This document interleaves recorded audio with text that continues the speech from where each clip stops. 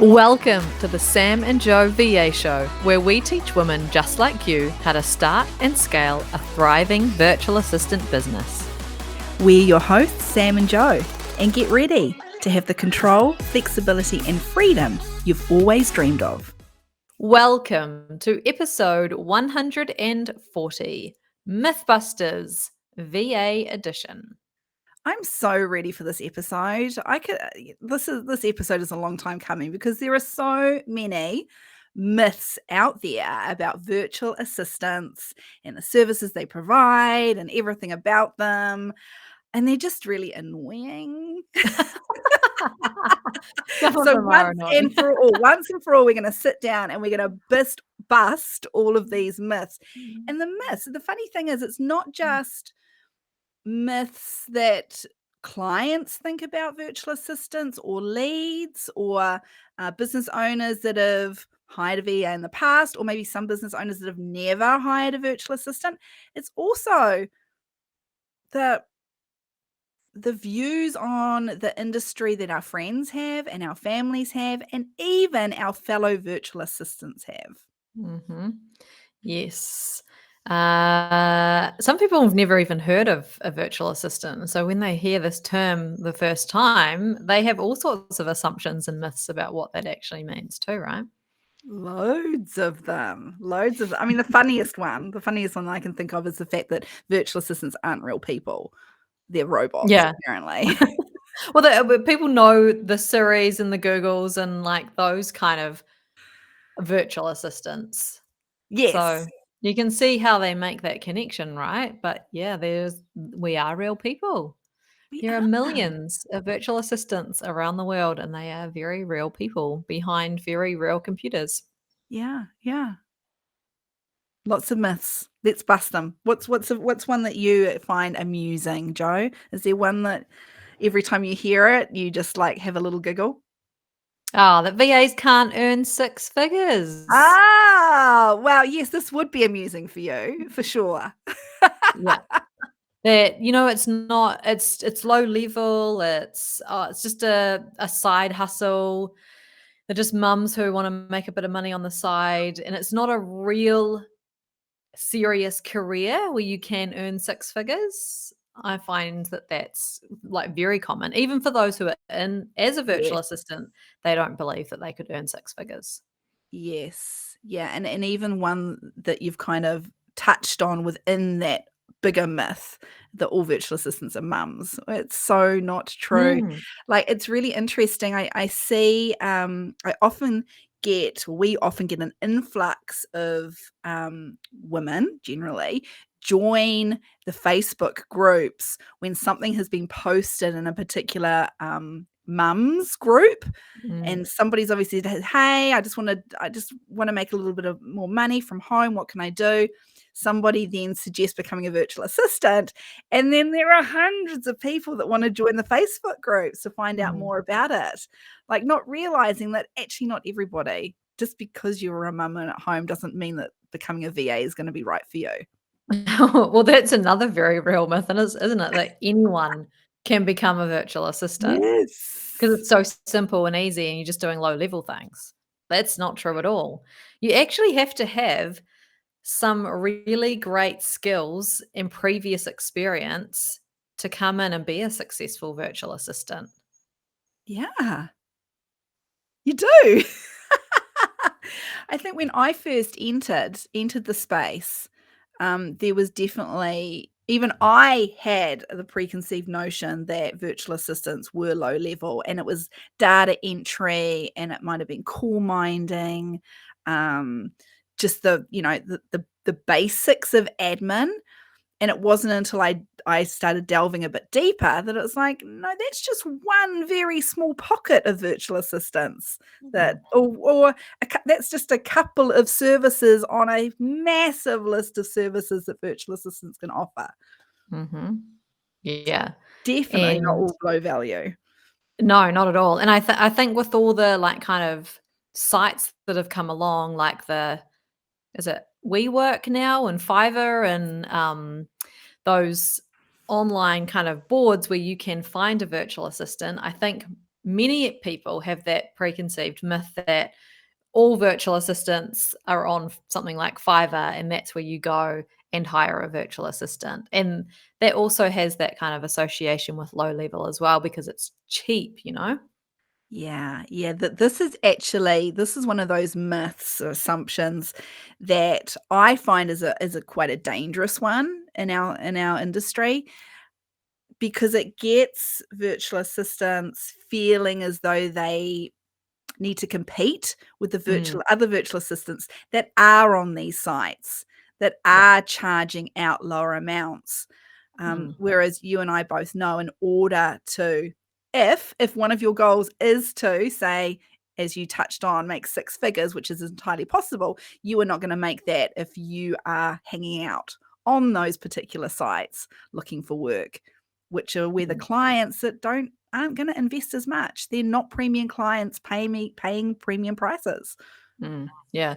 And then with that assumption, that myth, also comes the myth where people think that virtual assistants are based in India and the Philippines. And Yes. and and many of them are.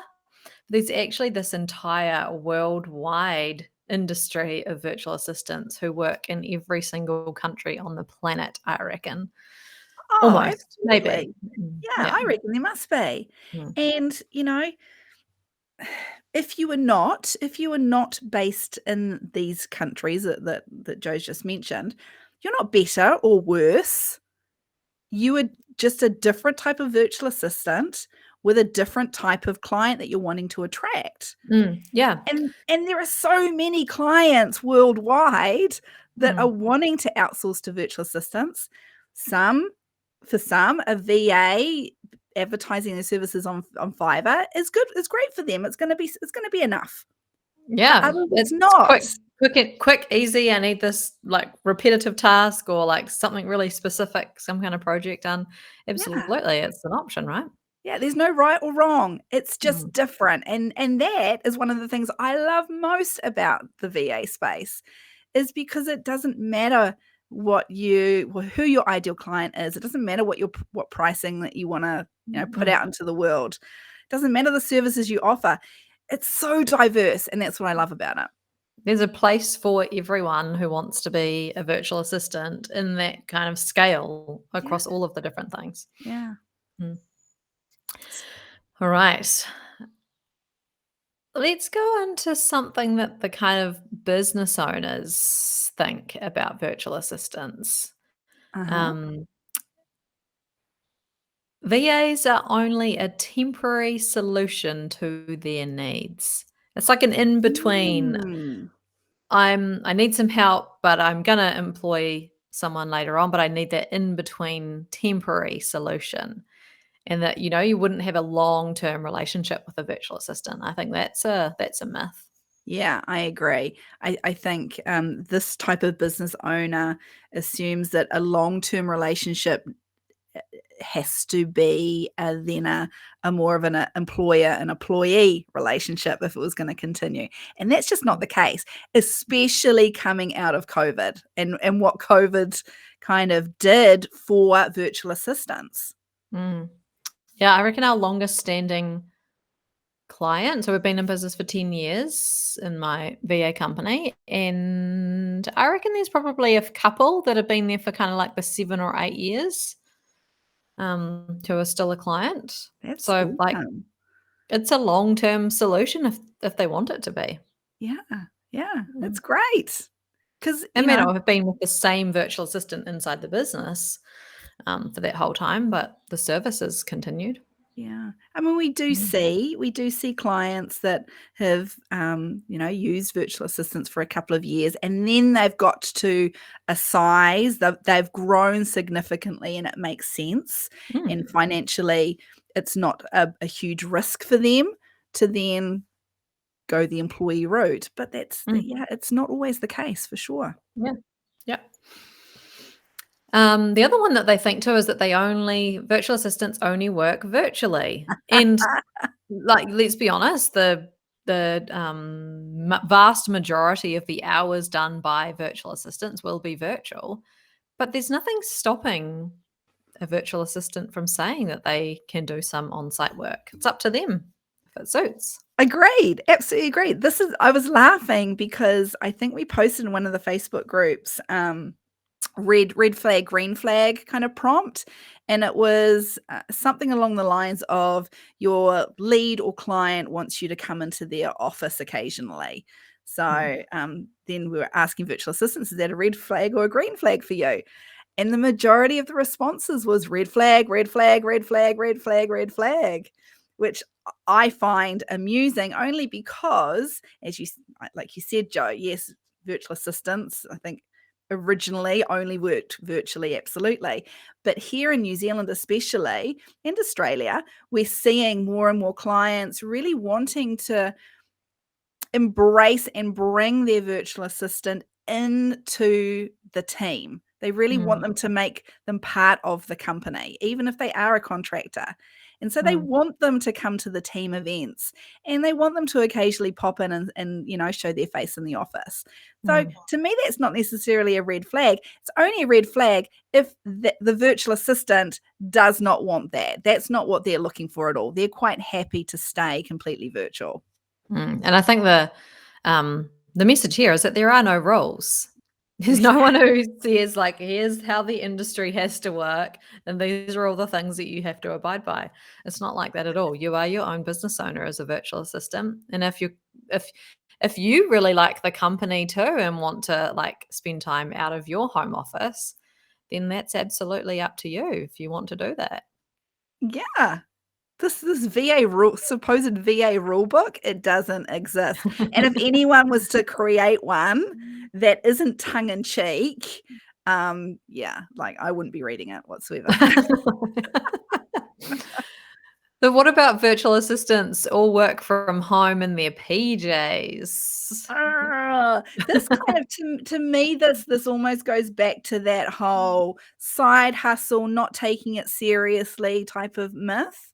Yeah, I mean, let's be honest. I am sure every virtual assistant at some point in their career has sat down at their desk and has probably at least had PJ bottoms on or slippers or something, or they've gotten Or up dressing gown. or their dressing gown. They've sat down to do some work before they've then started their day, Yeah. properly. I mean, that's a great thing, once again, about being a VA is that freedom and flexibility. That if you don't have any client meetings, if you're not expected to show up on Zoom, then does it really matter what you wear? Probably not. However, the myth that we all just like at home slobbing around, like, spilling coffee all over the keyboard, or even a next step further, coffee everywhere in our robes with a baby on our hip while we're trying to work. Yeah. Ugh, not great. Mm. And not No, true. definitely a myth. Definitely not true. Yeah. Yeah. This is a serious business for many virtual assistants who have decided that it's going to be their career. Mhm. They take that seriously and professionally. They do. Kind of leads on to another one, which is virtual assistants are all female. Now, I would say that this is probably not a myth in all countries, but our part of the world where we're from, I would say it's safe to say that it's an assumption that's being made. Yeah, and predominantly, yeah, I think that it is far more female virtual assistants.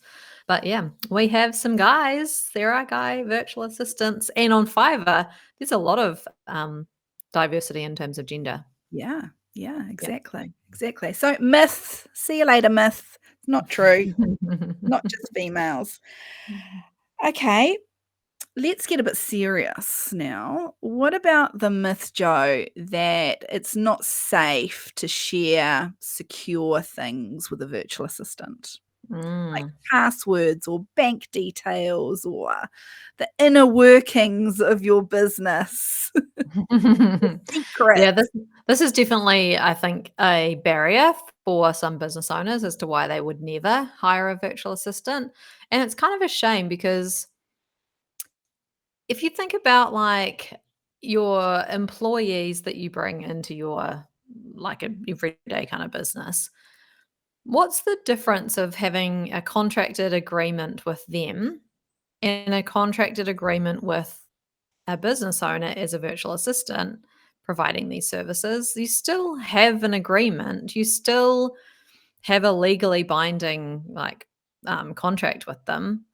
And I don't think that there's any uh, difference in the risk of those two options. They both come with risks Yeah. and they both come with legally binding contracts. So yeah, I don't really get this one. And a virtual assistant as a business owner has got a reputation to protect. Yes. Like an Yes. employee can kind of get away with some things. Yeah. Like they get protected by employment law. Yeah. So yeah, I Ma don't think there's any additional risk. maybe this one came about due to those virtual assistants out there who don't have contracts Mm. and who don't use password protectors and things like that. I mean, that's absolutely a risk for a business owner. So I think as a business Yeah. owner hiring a virtual assistant, it's one of the key things they should be talking about in a sales meeting is like checking what um, things they have in place to Yes. protect the sensitive info that they're Yeah. about to pass over. And don't pass it over if your virtual assistant isn't using a password vault Hear, and hear. if you don't have a contract. Like Yeah. the contract protects both parties. Yes, it does. Mm. Does. Yeah, that VA rule book that we just said shouldn't exist, those are actually 2 things that should be in the VA rule book. I take it back. Yeah. I Yeah, absolutely I take it absolutely back. agree. Yeah. What about price? So let's go into like the myth of that it's cheaper to hire an employee than it is to hire a virtual assistant. And you can see how business owners make this assumption because what they do is they see the hourly rates and they go, this hourly rate for an employee, this hourly rate for a virtual assistant. Wow, it is a lot cheaper to hire an employee, which is a complete myth because they haven't done the real math on that. Yeah, yeah, on paper, just seeing hourly rates, that makes sense for that assumption Mm, to exist. They mhm, need to well, I was gonna say they need to delve deeper into those figures, but they don't. It's up to the virtual assistant to make sure that their lead understands those figures and delve deep so that they're mm. looking behind or further than that hourly rate. I think it's apples and oranges too. Like they see that they think that they are the same kind of thing, the two options, an hourly rate, two people, but actually it's completely different kind of commercial setup for both of them. So yeah, I Yeah. think making sure if you're a virtual assistant listening that you understand the calculations Mm. and can show why it is actually cheaper to hire you as a virtual assistant. Yeah, this is another benefit for what's happened in the world the last couple of years. You know, businesses were forced to move online. A lot of them, unfortunately, were forced to make, their employees redundant.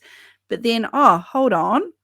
If I outsource virtually just when I need rather than full time to contractors, it actually makes more financial sense. Mm, mm, yep. Virtual assistants just hide behind their keyboards and they will never really feel like a part of my team as a business owner. How Well, this about is not what we that for a teach. myth? Yeah, this is the opposite of what we teach, isn't it, Joe? Like, we Yeah. are all about picking up the phone, getting on Mm, Zoom, not necessarily being in person if that's not your thing, but there are definitely ways to build meaningful relationships with your clients, um, online still. But you do, mm, you need to come out from the keyboard for sure. So mhm, there are loads of virtual assistants that have embraced this. They're not hiding. They're definitely not hiding. mm. Yeah. And the like feeling part of your team. So if virtual assistants are doing a great job at at the whole virtual assistant thing, absolutely they should really feel like just part of the team, another one of the team members, just like any of the others, because they're communicating really well. They're coming to team meetings. They are like picking up the phone. They're building that relationship. They are working virtually, and it's likely that the others in the business are working virtually as well, and that they're responsive and available during like whatever the agreement is for working hours. Like it shouldn't actually feel any different to No. the other team members. No, it shouldn't. And speaking of the working hours, there's a big myth around there, that alone, and that is virtual assistant don't work normal traditional 9 to 5 working hours. Yeah, some of them Instead, do. Like that's a choice that every virtual assistant makes. What hours am I now going to do? And there's kind of a reason why the work hours are 9 till 5. It makes sense when people are up and you're feeling energized, and that's when you like naturally would do your best work. Now we know that there are people who love working at night, so they may do that, but generally, most virtual assistants have still chosen to do 9 till 5 or 9 till 3 if they have kids. yeah, yeah, they Mm, have.